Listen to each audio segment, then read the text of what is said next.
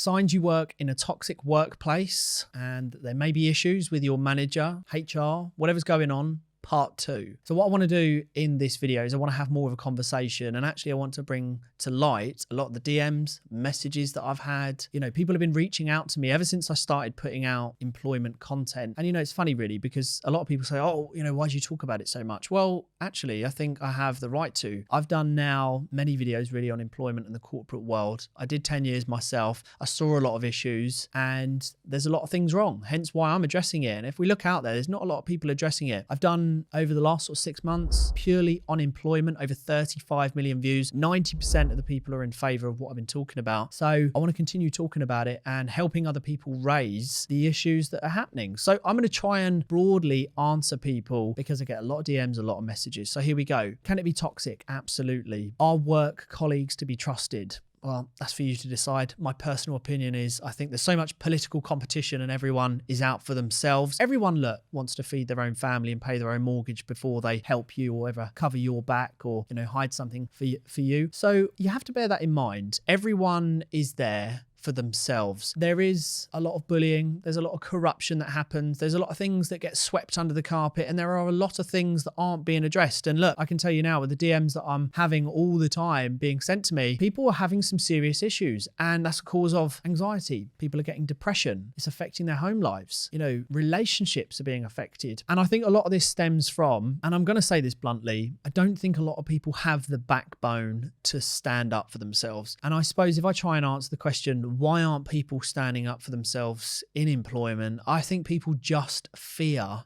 for their jobs, which is funny because, and I say it's funny in the sense of it's not, but it is really, because what happens if you lose your job? You go get another job and then the problem is gone. That problem is no longer there. But for some reason, we become so wholeheartedly committed to one job that we fear about losing it, and also the fear of judgment. We don't want to be the one that sticks out like a sore thumb, because I think what it comes down to is as people, we're quite pack animals. So when we go into a place of work, we want to be one of the girls, one of the lads. We want to be a part of the team. And unfortunately, we're not all the same. And if I speak for myself, when I went into my previous workplace, which I was there for a long time, many years, I didn't stand out. I got on with everyone. But what I did notice was I was myself. No one could tell me right or wrong.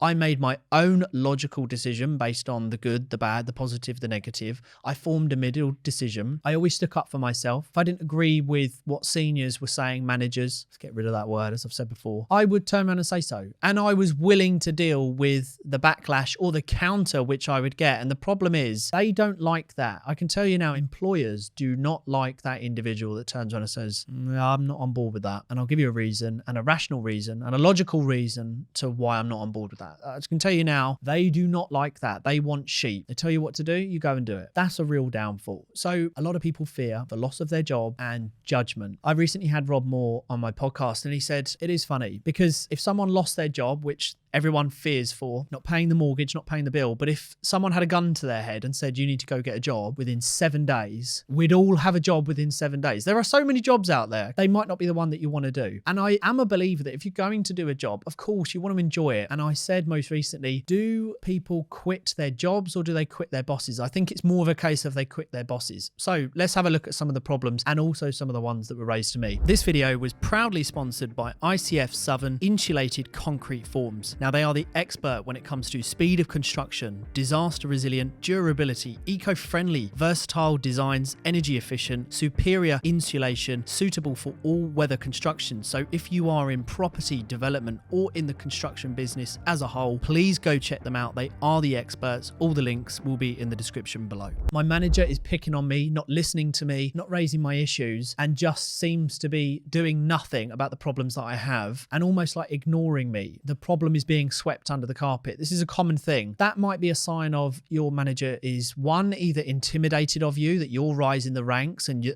that actually you could perform better than them. So what they don't want to do is almost allow you that platform to keep growing. So what they're doing is they're blanking you, ignoring you. I hate to say it, they may even be bad mouthing you behind your back. If you notice an atmosphere change with your other work colleagues and maybe there's not as much banter and as much laughs going on, that might be happening. Or it may be a clear case of They just don't like you. That sounds horrible to say, but that's the God's honest truth. Some managers are just assholes. They just like the position. They like cracking the whip, and they're old school in the fact that fear culture for them works more so than creating a good atmosphere.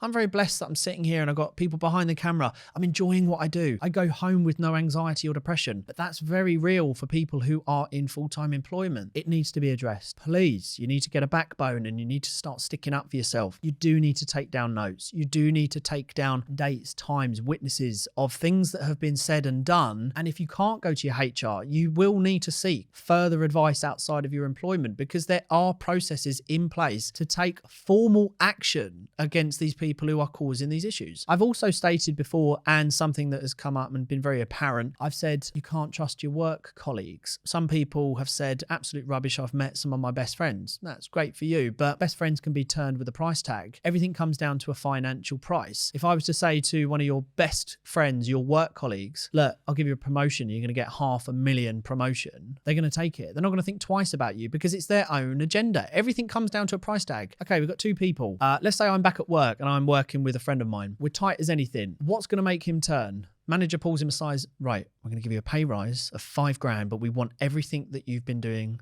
at work or hasn't been happening at work on him. No, I'm not saying a word. Okay, we're going to give you a $6,000 pay rise, okay? But we want the juice. No, I'm not doing it. Right, we're going to give you $500,000. Yeah, done, sold. I'll literally sell him out.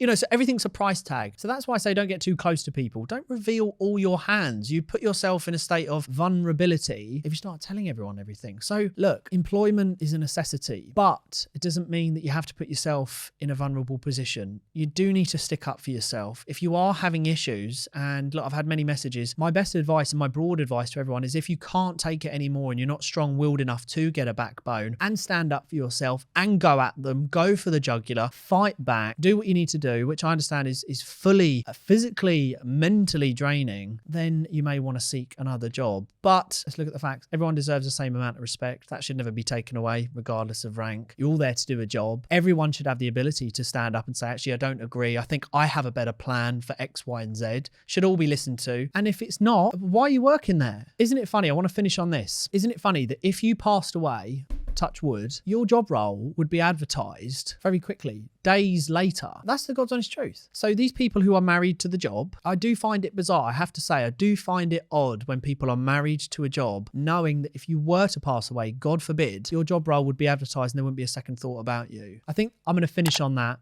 If you did like this video, if you did relate, please do like, comment, and subscribe, and I will see you all very soon.